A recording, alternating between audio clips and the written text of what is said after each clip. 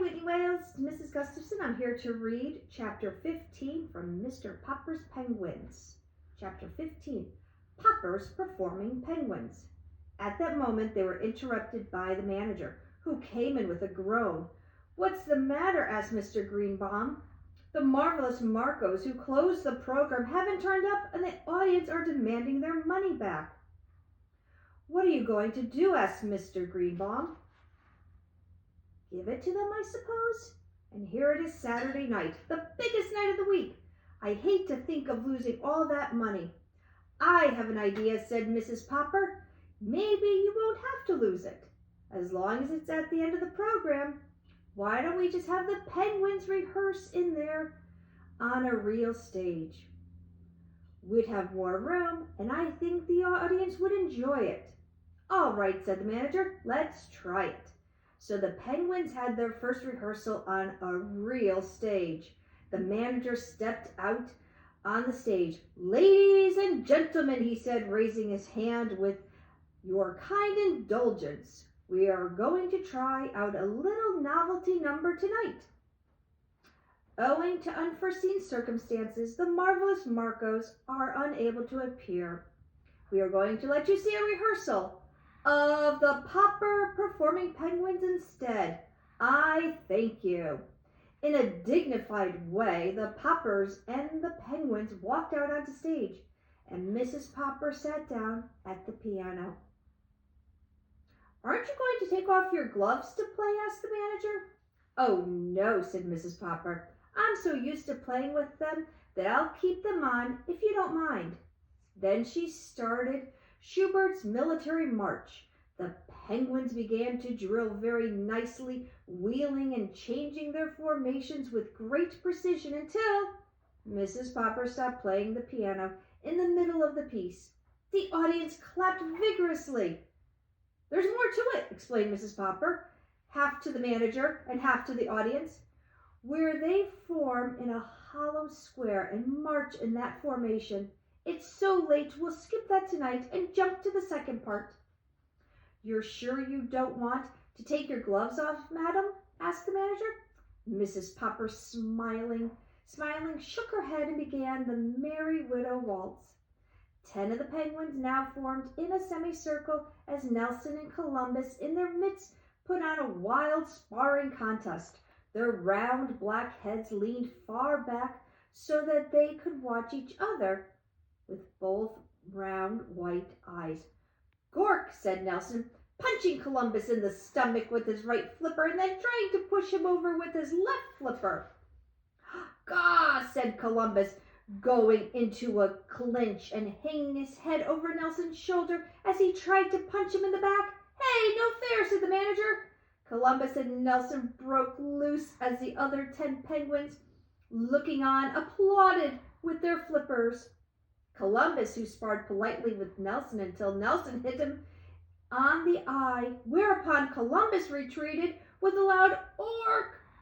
The other penguins began to clap and the audience joined them. As Mrs. Popper finished the waltz, both Nelson and Columbus stopped fighting, put down their flippers, and stood still, facing each other. "Which bird won? Who's ahead?" shouted the audience. "Gawk," said all 10 penguins in the semicircle. They must have meant "look" for Nelson, turned to look at them, and then Columbus immediately punched him in the stomach with one flipper and knocked him down with the other. Nelson lay there with his eyes closed. Columbus then counted 10 over the prostrate Nelson, and again the 10 other penguins applauded. "That's part of the act," explained Janie. "The other penguins all like Columbus to win, so they all say 'Gawk' at the end. That always makes Nelson look away, so Columbus just sock him good."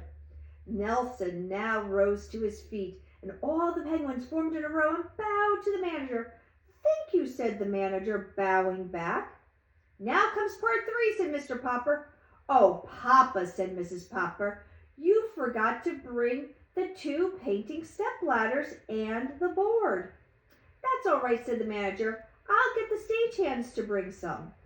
In no time at all, a pair of ladders and a board were brought in, and Mr. Popper and the children showed them how the ladders had to be set up with the board resting on top. Then Mrs. Popper began playing the pretty descriptive piece, By the Brook. At this point in the act, the penguins always forgot their discipline and got dreadfully excited. They would all begin shoving at once to see which one could be the first to climb the ladders.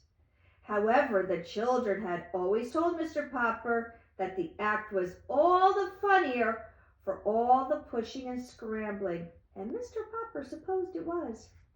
So now, with a great deal of squawking, the penguins fought and climbed the ladders and ran across the board in complete confusion, often knocking each other off entirely, off to the floor below, and then hurrying to the toboggan, down the other ladder, and knock off any penguins who were trying to climb up there. This part of the act was very wild and noisy, in spite of Mrs. Popper's delicate music. The manager and the audience were holding their sides, laughing. At last, Mrs. Popper got to the end of the music, and she took off her gloves. You'll have to get those ladders off the stage, or I'll never get these birds under control, said Mr. Popper. The curtain is supposed to fall at this point, so the manager gave the signal for the curtain to go down, and the audience stood up and cheered. When the ladders had been taken away, the manager had 12 ice cream cones brought in for the penguins. Then Janie and Bill began to cry, so the manager ordered several more, and everybody had one. Mr. Greenbaum was the first to congratulate the Poppers. I don't mind telling you, Mr. Popper, that I think you've got something absolutely unique in those birds. Your act is a sensation, and the way you helped out my friend, the manager here, shows that you're real troopers, the kind we need in show business. I'd like to predict that your penguins will soon be packing the biggest theaters from Oregon to Maine. And now, to come to terms, Mr. Popper, he continued, how about a 10-week contract at $5,000 a week? Is that all right, Mama? Asked Mr. Popper. Yes, that's very satisfactory, answered Mrs. Popper.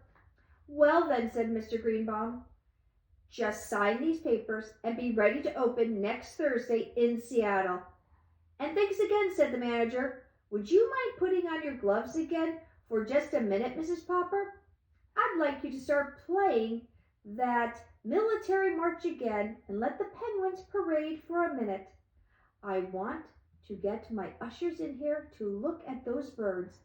It would be a lesson to them. I hope you enjoyed Chapter 15 of Mr. Popper's Penguins. Keep reading. Stay warm.